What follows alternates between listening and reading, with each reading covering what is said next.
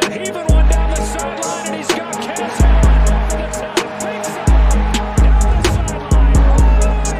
Touchdown! His signature move and his signature performance. Allen, big ball one more time.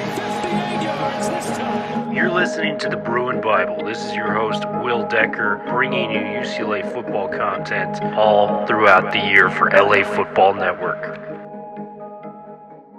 What is up, Bruin Bible listeners? This is your host, Will Decker. We've got a very special sponsor to lead us off. We got BetOnline. BetOnline remains your number one source for all your baseball betting needs this season as it is officially opening day. Get analysis of every play, prop, and point at BetOnline. You'll find the latest odds, bracket contests, team matchups, and game trends at BetOnline as a whole. BetOnline is your baseball, basketball, football headquarters this season. Head to our website today and use our mobile device to sign up and receive your 50% welcome bonus on your first deposit. Be sure to use your promo code, BELIEVE, to receive your bonus pay. BetOnline, where the game starts. Now to the Bruin Bible. Bruin Bible listeners, what is up? Let's get down to it. We've got a very fun episode coming to you live. We're doing a spring practice recap for practice number 4 of spring ball. Got a lot of great things to talk about there. A lot of players that stood out and impressed. And after this, we're going to have John Gaines come on, the former UCLA lineman. He's preparing for the NFL draft. It'll be a very fun episode just to have him on, kind of break down his experiences as being a Bruin and everything that comes with that and how he's preparing for the next level. Let's dive into the practice. Spring practice came around today, and very foggy morning at the Wasserman Football Center. I was in my usual spot watching the quarterback battle, the offense kind of do their thing. It was very fun. And the quarterbacks to start, there was a guy that stood out today that was the best quarterback on the field, and that was Justin Martin. You know, we've talked about in the last week how much talent this guy has, you know, throwing the football, things of that nature. It's just a lot of raw material, it looks like at times when he's going back there. And today he put it all together. I thought Justin Martin was from beginning of practice to the end of practice, the most consistent quarterback. Second throw of the day, he had a 50-yard touchdown pass in stride to J. Michael Sturdivant. That was probably the prettiest throw of the day. He was hitting his intermediate passes. He completed a bunch over the middle. Logan Loya was making a lot of catches. Kyle Ford made a couple in those as well. So Justin Martin, you know, for all intents and purposes, was the best quarterback that I saw personally out on the field today. Still needs to work a little bit, I think, to develop. But, man, the talent is there. This kid can be very, very special down the line for UCLA. So a lot to like with a guy like Jay Mart, having him in UCLA's corner still right now. The other two quarterbacks, Ethan Garbers, Dante Moore, they were good. They really had a solid practice. Dante, as I tweeted out today, had an insane stretch in 7-on-7 where he just completed 7 straight passes. He made this one beautiful throw. And Ryan Keegan, the wide receiver, went up and grabbed the ball with one hand. It was a beautiful catch from him. So very, very thrilled on that front. Dante looked great. He looked as advertised. Ethan Garbers looked very solid. So just a lot of great quarterbacking play for UCLA. I think this is the deepest quarterbacking room in the country. Schlee looked improved today. I think there's a lot of good things that Schlee can bring to the table. I was sitting with one of his family friends in the open practice today. So that was kind of cool, getting a little bit more familiar with his background. Schlee looks like he's going to be a ball player. So you just have all these different talent and, different guys vying for the position. It's a very fun quarterback battle. I would still probably have Garbers and Moore kind of as the two guys jockeying for that one spot. But, man, Justin Martin just showed you today why this guy was a 4-star recruit and recruited by a lot of great schools out of high school. Running back group. I think TJ Harden might be my running back number 1. I know Carlson Steele made a nice run today. Huge running back, is a beast in the weight room, doing a lot of great things. But Harden just has that upside that's just a little different. He had a huge run up the middle today. It was likely going to be the biggest run of the day had there been tackling. He would have taken to the house from about 40 yards. There's just a burst with TJ Harden. When he touches the rock and the football, it's different than the other running backs. He has great vision, great patience, makes the right strides in the open field, the cuts to, make defenders miss. I think this guy is going to be as special as, any UCLA running back we've had. maybe not named Charbonnet. I think Charbonnet was at just a different level than some of these guys, but I think TJ Harden is a future pro. I've said that many times over if you listen to the Bruin Bible. So a lot of great stuff coming from our guy TJ Harden. Carson Steele's looking good as well. Yankoff continuing to make plays. He made some nice catches out of the backfield. Just looking lean at 6'4", 210, 215. Very quick in and out of his breaks. Colson Yankoff, just another name to watch. I think Chip is going to reward him for staying around for so long. He's done this with other guys in the past where, they've been a part of his system. It's one of his guys at this point in time, entering his fourth year in the UCLA program. So I think Colson Yankoff is going to get more carries than the public thinks. So keep an eye out for that. I think TJ Harden's my running back number one. So we'll keep that storyline going into the offseason. Wide receiver room, man. It is so much fun watching this group go out each and every day and just compete, because UCLA classically has been the opposite of what USC is. And I hate to say this on a Bruin Bible podcast, but USC, you look at all the Bolitnikov winners they've had and different things. We haven't really had those, deep receiving rooms that a lot of the schools in the Pac-12 have had. To me, this is the deepest UCLA receiver room ever. At least in my time as being a fan the last 20 years, there's no doubt in my mind that UCLA in this room is special. Sturdivant made 5 catches today. The guy that stood out and made a bunch of plays that is going to be fighting for playing time over the likes of a Kyle Ford and some of these other dudes, Braden Pagan. Pagan caught 5 passes today in the 7-on-7 and 11-on-11 section of practice. Really stood out, was going over the middle, caught a deep ball that would have eventually gone for a touchdown had they not blown the play dead. Braden Pagan is looking really good. And just the speed and size that guy has, he's like 6'4", 6'5". Looks like he's one of the faster guys in the team. I think Wayne Cook came on and he told me about they did like some sort of athletic test, and he was at the top of the board among wide receivers. And that's including with a guy like Sturdivant who's enrolled in here early. It's looking great. And so Pagan, that's just another guy you can work in. Logan Loya looks great. He looks so reliable over the middle. TMA sat out again today. Don't think it's a serious injury or issue. He's, on the sideline. He had his jersey on. I think he's nursing, maybe just a minor injury. So he should be back in the fold. He was looking fantastic to begin camp in those first 2 practices. And just a guy that I don't think gets a lot of love, Josiah Norwood, man. That guy, every time the ball is thrown his way, he continually makes plays. And I don't think it's talked about enough. He's going to find a way to make some big catches for UCLA this year somehow, some way. So receiving room as deep as it's ever been. I mentioned Kyle Ford had a couple catches. Cam Brown had a couple catches.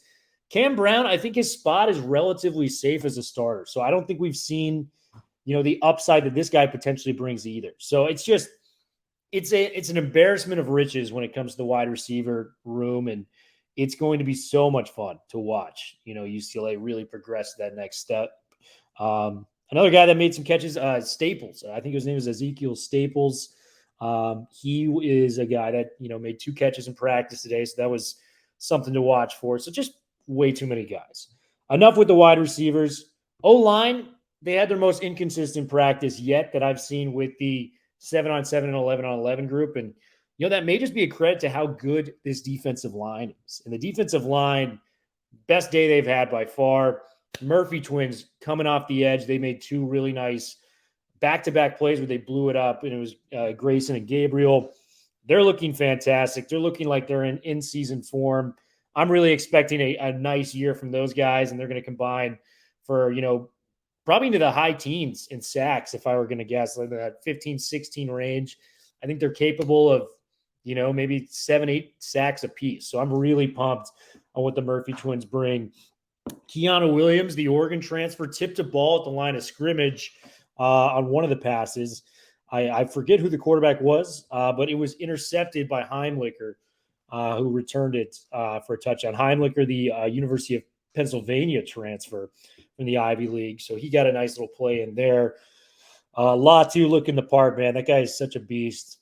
He's going to be in the short consideration for Defensive Player of the Year come this year. So not a lot to catch you guys up with Latu. He just looks the part, man. He looks fantastic. Jay Toya has made a couple nice plays in, spring ball, so a lot to look forward to there. Linebackers. This is probably the most impressed I've been with linebackers, a duo, you should say, at least since Kendricks and Anthony Barr were there. And that's Muasau and Oladejo. Oladejo today, we talked about the size. He's like 6'3", 6'4", 250 out there at the football field. He is putting different players in the right positions when it's coming to the defense. So he is mastering this Ken Norton Jr. playbook very quickly. And just the fact that he's taking that leadership role already, I mean, he's had 3 practices up until today, is just a special, special thing from our guy Oladejo. So I think the sky's the limit for Oluwafemi Oladejo. There's a case to be made that, you know, two of our 3 or 4 best players next year are both the transfers we got from Cal. I really believe that. I think Oladejo and Sturdivant are going to be guys that could potentially take us over the top this year. So really hyped on Oladejo. Muasau was, I mean, you could tell this guy is just ready to hit somebody. He got lit up today by Chip Kelly because he actually made some inadvertent contact with Braden Pagan, and Chip had to call him over. But, I mean, they were coming over the middle, and Muasau was, you know, trying to make a play on the football. Ken Norton Jr. actually yelled out, don't come over the middle. Don't do it. So, you know, like the intensity is there, and Muasau is just flying to the ball, you know, slightly undersized, but man, this guy is so quick and he's so smart at where the football is going with his instincts on the game. There's a case both these guys make all Pac-12. I'm being dead serious. I know people call me a homer when I'm talking about my UCLA Bruins, but man, these guys look great. So keep an eye out for those guys. Secondary, I know it's a little incomplete because Jordan Anderson has not been in spring ball. But, you know, Devin Kirkwood made some nice plays today. There was one where he probably would have gotten flagged for a PI against Sturdivant, you know, but he made a nice play on the football today. William Nimmo Jr. has really stepped into that Jordan Anderson role where we think he's going to be and made some really nice plays, you know. So at the very least, if Anderson does, in fact, beat him out for the starting job, you know you got something with Nimmo Jr. because he's continually made plays all throughout spring ball.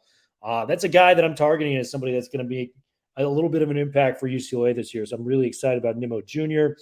John Humphrey, veteran within UCLA. He's made some nice plays today, had a couple breakups. Davies and Alex Johnson look great too. I mean, neither of those guys are really tested. Alex Johnson got tested a lot in the, you know, initial practices, and he made him pay. You know, had a couple picks, you know, off Collin Schlee. Nearly had a third one in the first practice, had a nice breakup in practice too. But Alex Johnson, I mean, keep an eye out for that guy. That guy so far in spring ball has been the most consistent performer. Davies, to me, is clearly the number one corner. They just don't like to throw the ball in his direction. I don't blame them. Davies is every bit the 4-star prospect we thought coming into Westwood. So a lot of positives. I think the offensive line is really one of the only areas I'm concerned about. You know, I think I'm a little concerned about the new coaching coming in with the defense. I think Lynn was the right hire. How long it takes them to become a great defense, that's gonna take some time. I mean, it's new tutelage. I know it's the same system, similar things, but I think UCLA, man, I'm telling you, 11 wins is in the ballpark this year, and it's a lot to be excited about. So those were my recaps when it comes to UCLA spring football practice number 4. Stay tuned, guys. We are going to have John Gaines coming up right after the break. Don't go anywhere. We'll be back in just a moment. Is up, Bruin Bible listeners? We have another advertisement for you. We are so lucky to be sponsored by the great people at Athletic Greens. I started taking Athletic Greens specifically because I was lacking energy, lacking focus throughout the day, and needed some special pick-me-up ingredients to make things happen in my life. Athletic Greens has done just that. I've become absolutely addicted to the process. It has over 75 high-quality vitamins, minerals, whole food source ingredients, probiotics, adaptogens to make your life easier by doing this during the day. I like to take it to start my mornings off. I like to do it before a workout. Makes you feel energized, focused, and just have a lot more energy throughout the day than I typically expected. But right now it's the time to reclaim your health and arm your immune system with convenient daily nutrition. It's just one scoop in a cup of water every single day. That's it. No need for a million different pills and supplements to look out for your health. To make it easy, Athletic Greens is going to give you a free 1-year supply of immune-supporting vitamin D and 5 free travel packs with your first purchase. All you have to do is visit athleticgreens.com/LAFB. Again, that is athleticgreens.com/LAFB to take ownership over your health and pick up the ultimate daily nutritional insurance. Athletic Greens, a game changer when it comes to your health and your focus and your mindset. What is up, Bruin Bible listeners? Is your host, Will Decker. Very, very special guest in the house. My main man, Mr. John Gaines, decided to come on through for the Bruin Bible podcast. A guy that has had so much experience in the Chip Kelly era playing at the guard. He's going to be taking his talents to the NFL draft. We're going to be talking all about that. We're going to have some kind of fun little back and forth about some of the coaches and teammates that makes UCLA. But first and foremost, John, how is your dad doing, John Sr.? I know he had, kidney cancer. Is he doing all right? I know that was a big story amongst UCLA fans. We want to make sure he's doing well as one of our own. Yeah, he's doing great. He's cancer-free. Been cancer-free for almost a year now. He got his transplant right before the season started this last year, so nothing but blessings. It's a great day. Man, shout out to Mr. Gaines. That's an awesome, awesome story to hear.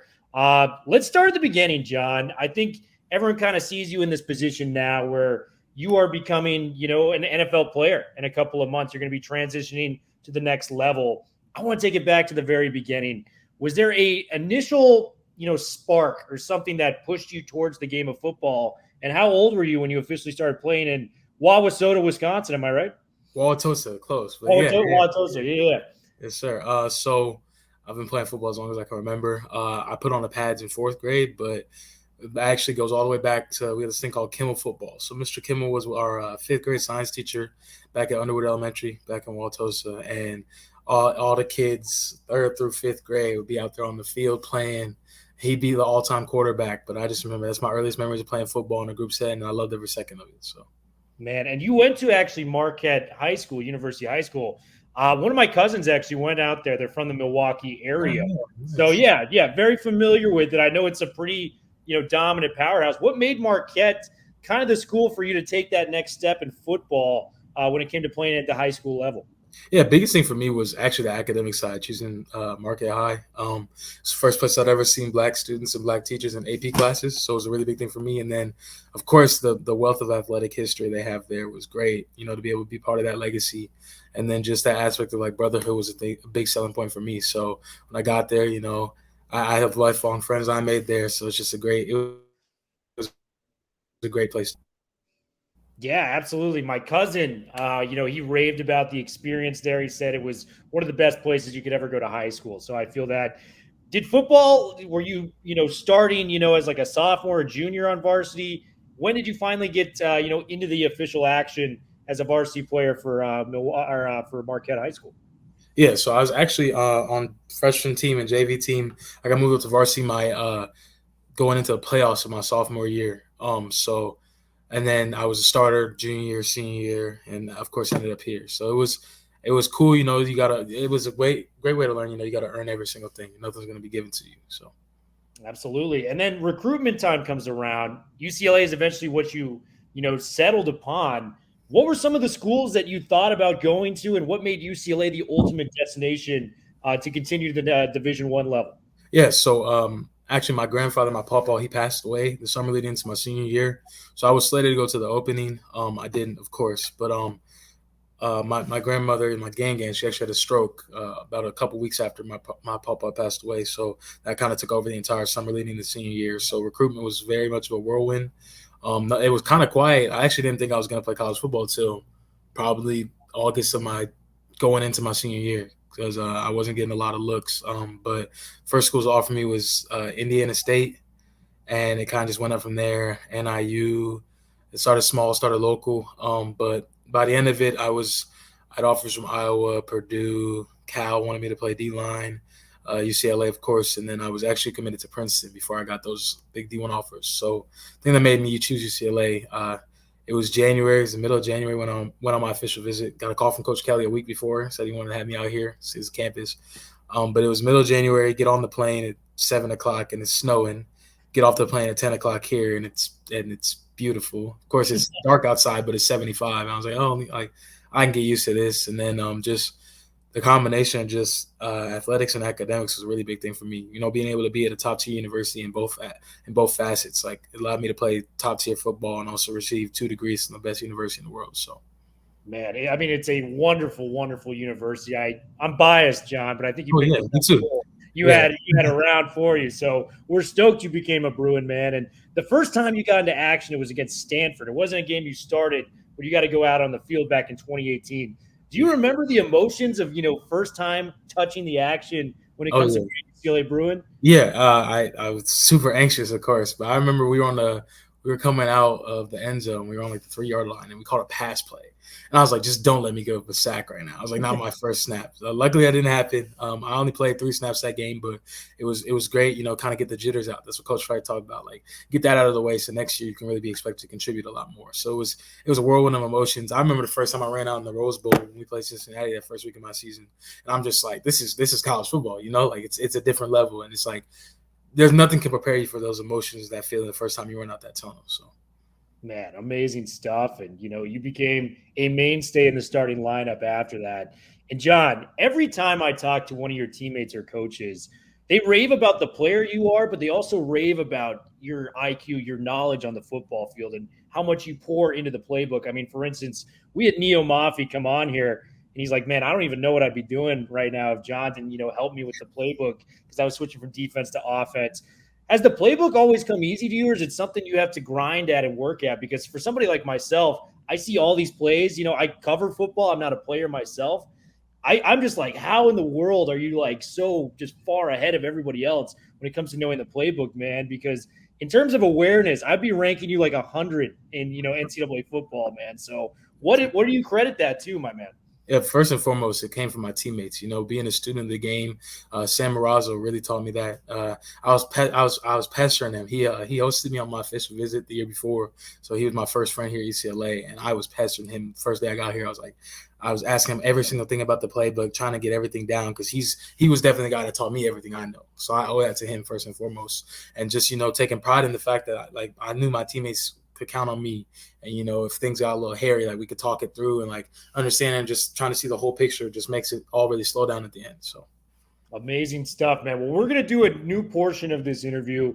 It is the word association game with some of your teammates and coaches that you've got to know during your time at UCLA. First guy I got up for you is the guy I previously referenced, Neo Mafi. What is one word that comes to mind when you think about your guy, Neo? Hilarious. Funny dude. Awesome. We got Alec Anderson next. Alec Anderson, former right tackle for UCLA. What does he bring to the table? Brother. Love it. Sean Ryan, one of the guys in the trenches, a mainstay at left tackle for UCLA. Beach.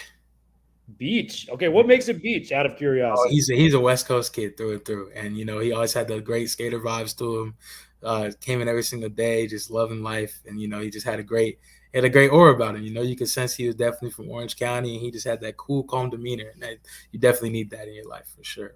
Love that. Former O-line coach Justin Frock. Teacher. And, he's at Ohio State now. What was some of the things you learned from Justin Frock? I mean, he taught me how to play football at the end of the day, really. You come in as a super raw, gangly, 260-pound freshman. He helped craft me into what I am today, so I'm forever grateful for that. Tim Drevno, new offensive line coach, came in last year. I thought he did a very impressive job with what you guys were doing. What is Tim Drevno in one word? Professionalism. Awesome. Tim Drevno, professionalism. Quarterback, Dorian Thompson-Robinson. One word to describe him. Energy. Brings a lot of energy into the huddle. Is that what I'm getting at? Yeah, and then the way he plays, definitely. Absolutely. Was there one particular play that stands out? Arizona State. The one hurdle that nobody really talks about. Of course, we all talk about the Washington one, but the USC one. Let's not forget that one. But the one we were at Arizona State and he scrambled, and my guy broke off late and was trying to chase him down from behind, and I just see bro jump over a dude, and he makes 2 dudes run into each other and then runs for another 30 yards. Yeah, there's nobody else in the country that's doing that. So yeah. Video game stuff, dude. I mean, just every week in and week out with DTR. Speaking of video game stuff, this guy, they call him the Terminator for a reason. Yeah. Mr. Zach Charbonnet. One word to describe Mr. Zach, dude, because he is unbelievable on the football field and breaking tackles and just the raw power he possesses at the running back position. Yeah, that's what I was going to say, physical for sure. Physical. Was there another run that you had that was one of your favorites from Charbonnet? Oh, man, probably. Oh, when we were playing LSU, it was at the early part of the game. I remember he broke off. We were running like duo. He broke off and got down. And there's nothing better than, you see 6 people try to tackle him. The only thing that stops him is the sideline. So that just established, we're going to run the ball early and often. And, like, that was just kind of establishing that physicality to that game. So that's definitely what I remember. That one or, I forgot. USC 2021 year, we were on, like, the goal line. And this dude, like, drags the nose tackle into the end zone. Like, throws him on the ground. I was like, oh, yeah, that's Zach, it's definitely a hype play. So absolute beast, man. One of my favorites was the 4th and 2 this year against Cal. Cal? Yeah. There's 2 guys in the backfield. He makes them miss somehow, gets 3 yards. And it's like, that is the most impressive 3-yard run you'll ever see in your life. Yeah, for sure. I mean, when push comes to shove, just give the ball to Zach. Just give the ball to Zach. Last guy I got for you, the man in charge, Mr. Chip Kelly. One word, what does he mean to you? I want to say teacher again. I'll say I'm trying to think of a different way. Wisdom. That's a good way to put it. Wisdom, man. Is there any – I know Chip is not like the biggest rah-rah guy to the media. It's hard getting quotes out of him. Was there a moment in time where he kind of rallied the troops and got you guys focused and ready to play? I think he does a great job of making it where you only have to worry about the little things. And I think within that is by the time you get to game day – the calm demeanor that you can have going into game day comes from the way he talks about the game, because it's you're solving problems at the end of the day. Of course, like it was the best quote I'd say from him, football's simple, but it's not easy, And I think the approach that we have every single day is it's just blocking and tackling. And I found myself, and it's funny, when I went to the NFLPA game, we had a former player come talk to us. It was actually, I'm forgetting his name, but he's the creative All-American. And I just heard so many of, I like to call them Chipisms. Like just he and I, we're saying the same thing. And he played for Coach Kelly like 10 years ago. And I'm just like, the message has been the same the entire time. And just that process and the approach to detail and the attention to detail is something really special. So awesome. So that concludes the word association game. We're going to jump into kind of just how you're preparing for the NFL, the next step. Dude, you had a hell of a combine. I'm talking like the 40 time you put together, the broad jump. You were in like one of the 90th percentiles when it comes to both of those areas. And I think a lot of people that weren't paying attention like UCLA was started to take notice of what John Gaines can bring to a potential football team. I'm more in the camp where I'm impressed with the physical stuff, but I knew you were going to make it anyways because of your knowledge of the football game and what you bring to the table. How did you prepare for the combine, and what was that experience like to somebody like myself where, I've never done anything close to what you guys just did out in Indianapolis? Yeah, biggest thing was just taking things one day at a time. So when I left UCLA, I didn't have the hearings, the draft stock that I thought I was, worthy of or deserve. So biggest thing for me was just, you do a lot of things really well out of spite. So for me, it was just about, going out. I'm not a big self-promoter, but it's a big important thing for me that when you get on those stages, you perform at the highest level. So being able to have the opportunity to go to the NFLPA game was a great thing for me. And then getting an invite to the East-West off of that and an invite to the Combine for my performance at those games. I was just trying to show everybody, I was like, yes, you may know certain things, but I want to give people the full picture. So really the thing was taking it one day at a time. You go train. I left. Our game was the 30th. We came back that night at 30th. I was gone January 1st. So New Year's Day, I flew out at like 5 o'clock in the morning to Fort Myers, Florida, facility called X3. It was a great facility. I really like them too because they're not one of the big, like I guess you could say like Exos or things like that, but they have that, I guess you could say chip on their shoulder too, where they're like, they had somebody from my position, from our combine group, was a top performer in some drill at their position in every group, I think. So we had a lot of guys who were just out there to, show that what they could do, showcase their talents, and just we were really focused on being day to day. It's attention to detail, like I always talk about. You can't think about anything bigger than that, Yeah, man. Shout out to X3 too. We need to get more players going out there. It sounds like it worked well for you going down to Fort Myers, Florida. Have you met with any NFL teams? What teams have you been in contact with and ready for that at the next level? Yeah, I've met with a couple. As the process goes along, I've had an opportunity to speak to, I think maybe all of them at this point in time. So it's been a great opportunity throughout the All-Star games, the Combine, Pro Days, and then this I guess, quote unquote, dead period now. But, right now it's just focusing on working out every day up at the Wasserman, watching spring ball, getting to see my guys ball out, and then just taking it day by day, taking a breath right now while still staying focused and then getting ready for the next step. So I love it, man. And yes, UCLA fans, I've been at every single spring practice. I'm pretty sure my guy, John Gaines, has been there as well. So it's fun to see him out there. John, last thing we got before we let you sign off, we got kind of a fun speed round for you so the fans can get to know you a little bit more. Are you ready to start it up? Yeah, let's get it. Let's do it. John Gaines, what is your favorite TV show to binge watch? Succession. That's my favorite show right now, too. Did you watch the episode? Yep. Just watching it. My God, dude. Yeah. I don't know where it's going to go after this, but man, unbelievable show. You got great taste, Mr. Gaines. Favorite musical recording artist? Who is that for you? Earth, Wind, and Fire. First concert I ever went to, Earth, Wind, and Fire with the family. I saw them and Shaka Khan, man. So big fan of the Earth, Wind, and Fire. Man, the taste continues. I got to be honest. John keeps killing it right now. Dream vacation spot. You can get a ticket to go anywhere. Where are you going and what? Italy. Good food. Really beautiful cities. Yeah. Italy looks awesome. Succession, the end of last season, they're in Italy. It looked beautiful. Yeah, it might have some influence. You are one of the best chefs on the team, if not the best. Favorite thing to cook up for a big-time dinner or, like a post-practice dessert? Okay, for making it, lasagna from scratch is the thing that I'm most proud of that I've ever made in my life. And then dessert, chocolate cake, devil's food cake for sure. Chocolate cake, man. Gosh, you're making me just starving thinking about this right now. Funniest UCLA teammate you have? Mafi for sure. Neo. Yeah. I love it, man. Yeah, he's great dude, man. He came on the pod and we wish him nothing but the best too in this draft process. Athlete you look up to? Peyton Manning. Mm-hmm. You guys have similar awareness. I'm going to say that. He was the captain of the field. You know where everything's going. So I could see the resemblance there when it comes to that. And then favorite UCLA memory? LSU, when we ran sweep, scored a touchdown going into, I think it was their student section. But, pulled around. Alec made a big block. Mike Martinez made a big block. I was able to pull around in the center. Everybody just did their job perfectly. Zach ran in untouched. And it was just great. Band starts playing, so. I love it. Well, John Gaines, thank you so much for coming on. You've got Bruin Nation cheering you on regardless of what happens. We are so excited for you to go to the NFL, man. So thank you so much for making time out of your busy schedule to connect with us. Yes, sir. Thank you so much. Bruin Bible, we are officially out.